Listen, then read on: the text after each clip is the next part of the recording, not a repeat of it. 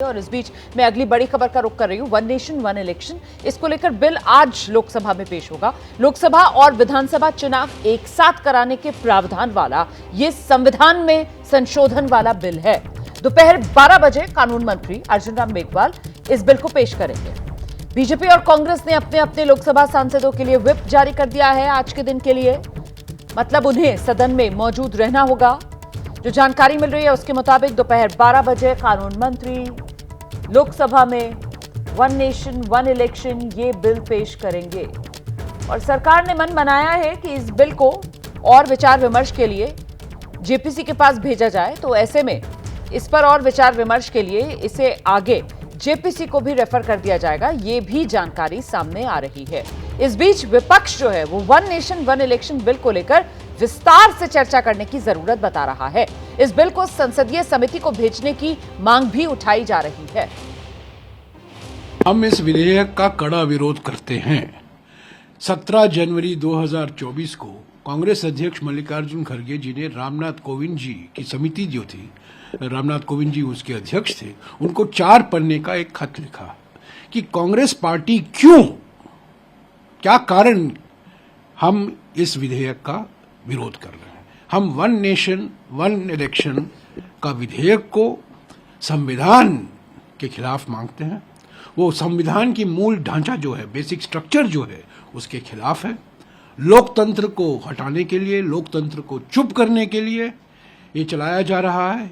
ये एक तंत्र का तोप है, एक तंत्र का तोप का एक हथियार है वन नेशन वन इलेक्शन। और मैं कह दूं, ये वन नेशन वन इलेक्शन विधेयक एक बिगुल है संविधान बदलने का।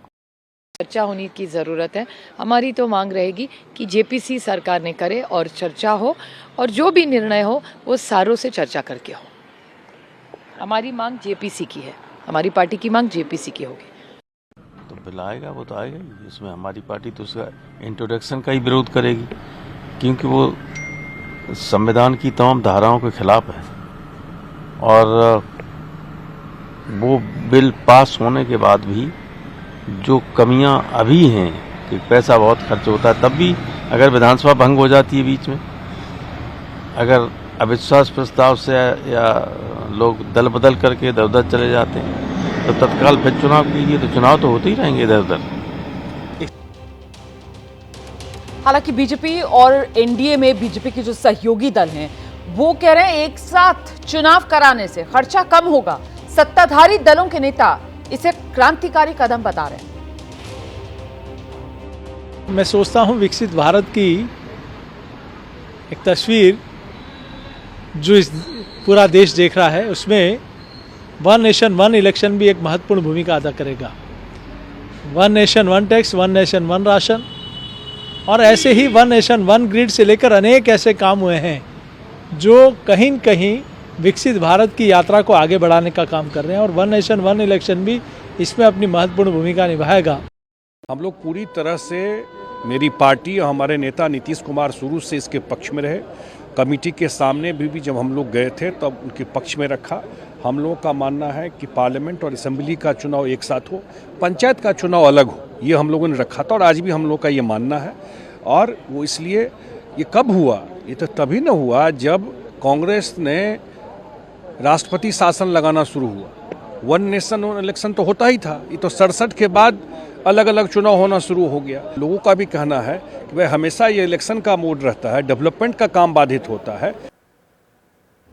आइए सीधे आपको लेकर चलेंगे। हमारे साथ हमारे सहयोगी अंकित गुप्ता इस वक्त मौजूद है और जरा जानते हैं अंकित गुप्ता से, एक देश एक चुनाव पर आज सदन में सियासी तनाव देखने के लिए मिलने वाला है। अंकित, तो बहुत ज्यादा सियासी तनाव तो नहीं, क्योंकि देखिए यहाँ पर जो सत्ता पक्ष से जुड़े हुए जो सहयोगी दल हैं वो भी कमोवेश इस बात को लेकर के जरूर चर्चा कर रहे हैं कि इस बिल को अगर जो है और ज्यादा चर्चा के लिए जेपीसी में भेजा जाता है तो उस पर कोई ऐतराज नहीं होना चाहिए। और सरकार के भीतर भी एक मत जरूर इस चीज को लेकर के है कि इस पर और विस्तार से चर्चा की जा सकती है, क्योंकि जल्दबाजी में कोई फैसला नहीं लिया जा सकता। हालांकि विपक्ष लगातार ये कह रहा है कि इस बिल का एक तरह से वो विरोध करते हुए नजर आए हैं, तो चाहे वो सदन के अंदर हो या सदन के बाहर हो। यहाँ तक कि विपक्ष कह रहा है कि अगर एक देश एक चुनाव लागू किया जाता है तो इससे जो फेडरल स्ट्रक्चर है उसको नुकसान पहुंच सकता है। तो निश्चित तौर पर विपक्ष के अपने ऐतराज जरूर है, लेकिन क्योंकि जो सरकार के अंदर भी एक पक्ष ये है कि इसको जेपीसी में भेजा जा सकता है, लिहाजा बहुत ज्यादा कोई हंगामा होगा उस बात की आशंका तो कम है। लेकिन निश्चित तौर पर विपक्ष अपना विरोध जरूर दर्ज करवाता हुआ नजर आएगा जी। जब बिल को सदन के सामने रखा जाएगा। जी। बहुत शुक्रिया आपका इस तमाम जानकारी के लिए। नजर बनाकर रखिएगा, कोई और अपडेट होगा तो फौरन दर्शकों तक पहुंचाएंगे। सरकार के एक देश एक चुनाव वाले बिल पर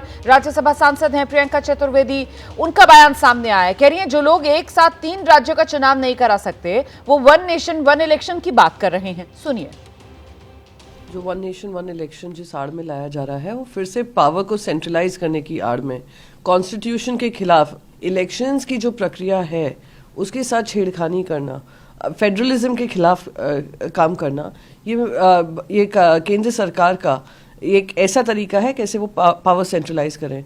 अब तक जो भी इलेक्शन कमीशन की रिपोर्ट्स आई हैं वो बार बार कहती हैं कि ये मैसिव एक्सरसाइज है जहाँ पे मैन पावर मोबिलाइजेशन, सिक्योरिटी की व्यवस्था, ईवीएम की व्यवस्था, वीवीपैट की व्यवस्था करना बहुत ही एक्सपेंसिव अफेयर होगा। अब तक ये नहीं पता चला है कि कितना कॉस्ट इफेक्टिव रहेगा। तो जो एक साथ 3 राज्य के चुनाव नहीं ले सकती है वो एक ही टाइम पर पूरी कानून व्यवस्था, न्याय व्यवस्था सबको ऑलमोस्ट पॉज पे लाकर ये इलेक्शन करना मैं मानती हूँ गलत है। देखिए राहुल गांधी ने अच्छा, इस बीच एक और बड़ी खबर मैं आपको बताऊं उससे पहले, ये 1 नेशन 1 इलेक्शन, इसको लेकर किस तरीके से सियासी आर पार छिड़ा हुआ है ये आप समझ ही चुके होंगे अब तक इन बयानों को सुनकर। लेकिन सरकार जो है वो प्रतिबद्ध है। सरकार की तरफ से आज ये बिल जो है वो सदन में पेश किया जाएगा। कानून मंत्री अर्जुन राम मेघवाल दोपहर 12 बजे इसे पेश करेंगे। 129वां संविधान संशोधन बिल है ये, और इससे पहले सरकार की तरफ से बाकायदा कमेटी का गठन किया गया था इस पर विचार करने के लिए। 2023 में सरकार ने कोविंद कमेटी का गठन किया था जिसने 14 मार्च 2024 को अपनी रिपोर्ट सौंप दी थी। इसके बाद इसी साल सितंबर के महीने में कैबिनेट ने कोविंद कमेटी की रिपोर्ट को मंजूर किया और फिर 12 दिसंबर को कैबिनेट ने एक देश एक चुनाव बिल को मंजूरी दे दी। और अब आज ये Parliament and some of the states. Otherwise, the country began for 2 decades with 1 nation, 1 election. Does Congress mean to say that Pandit Jawaharlal Nehru's government for so long was illegal? Because that time it was 1 nation, 1 election.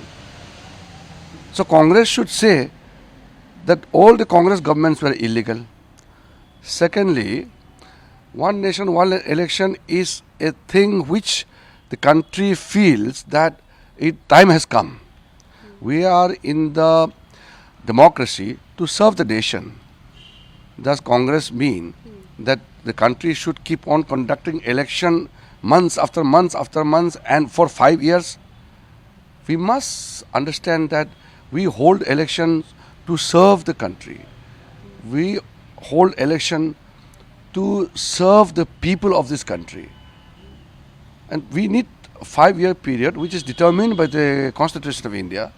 So Congress doesn't understand the basic sense. See, you have to understand one thing. For more than 6 decades, Congress had the opportunity to rule this country. They reduced this country to a developing poor nation. Now country is progressing under the leadership of Modi ji to become a Viksit Bharat, fully developed Bharat. Thus Congress wants to scuttle the effort of this journey. So Congress time is over. The new India is looking forward for Viksit Bharat by 2047. So Congress should not come in the way. किरण रिजिजू को आप सुन रहे थे, जिनकी तरफ से कहा जा रहा है कि कांग्रेस जो विरोध कर रही है एक देश एक चुनाव का, यह बिल्कुल बेबुनियाद है।